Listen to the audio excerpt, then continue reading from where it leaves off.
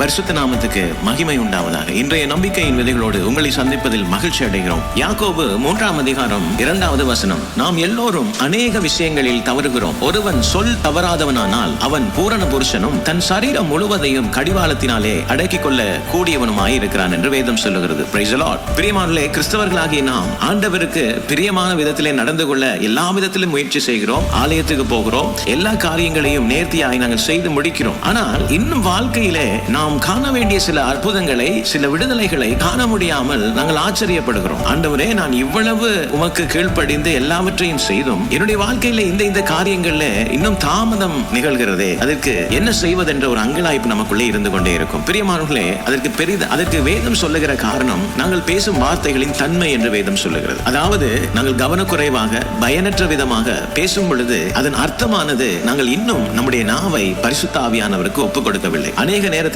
கிறிஸ்தவர்களாகிய நாம் ஆவிக்குரிய வாழ்க்கையில முதிர்ச்சி உள்ளவர்களா இல்லையா என்பதை நாங்கள் பேசுகிற சம்பாஷணைகளை கொண்டு நாங்கள் அறிந்து கொள்ளலாம். எங்களுடைய ஒவ்வொரு சம்பாஷணையும் ஒவ்வொரு வார்த்தையும் ஆவிக்குரியதா இல்லையா என்பதை நாங்கள் சொல்ல முடியும். எப்படி என்றால், எந்த அளவு நம்முடைய வாயின் வார்த்தைகள் தேவனுடைய கட்டளைகளுக்கு கட்டுப்பட்டு இருக்கிறதோ அந்த வார்த்தைகளை கொண்டு எங்களுடைய வாழ்க்கையின் ஆவிக்குரிய நிலைகளை நாங்கள் உணர்ந்து கொள்ளலாம். இதை கேட்கிற நீங்கள் இன்று நினைக்கலாம், தேவனே என் நாவை கட்டுப்படுத்தும் என்று நாங்கள் சொல்லி ஆண்டவரிடத்திலே விண்ணப்பிக்கலாம். ஆனால் பிரியமானவர்களே, அது போதாது. ஆண்டவர் தன்னுடைய வழிகாட்டுதலை நமக்கு கொடுத்திருக்கிறார். நம்முடைய நாவை அவருடைய ஆளுகைக்கு ஒப்புக் கொடுக்க வேண்டும். அதாவது நம்முடைய நாவை பரிசுத்த ஆவியின் ஆளுகைக்கு ஒப்புக் கொடுக்க வேண்டும் என்று வேதம் சொல்லுகிறது. அப்படி நாங்கள் ஒப்புக் கொடுக்கும் பொழுது எங்கள் சரீரத்தை நாங்கள் கடிவாளத்தினாலே அடக்கிக் கொள்ள கூடியவர்களாக காணப்படுகிறோம். பிரியமானவர்களே, கர்த்தர் தாமே இந்த வசனங்களோடு உங்களை ஆசீர்வதித்திருப்பார் நான் விசுவாசிக்கிறேன். தொடர்ந்தும் பைபிள் மரத்தின் வேத தியான பகுதிகளோடு இணைந்து கர்த்தருடைய ஆசீர்வாதத்தை பெற்றுக் கொள்ளுங்கள். இதனாலில் உங்கள் நாவுகளை கர்த்தருடைய பரிசுத்த ஆவியானவருக்கு ஒப்புக் கொடுங்கள். கர்த்தர் தாமே உங்களை ஆசீர்வதிப்பாராக. God bless you.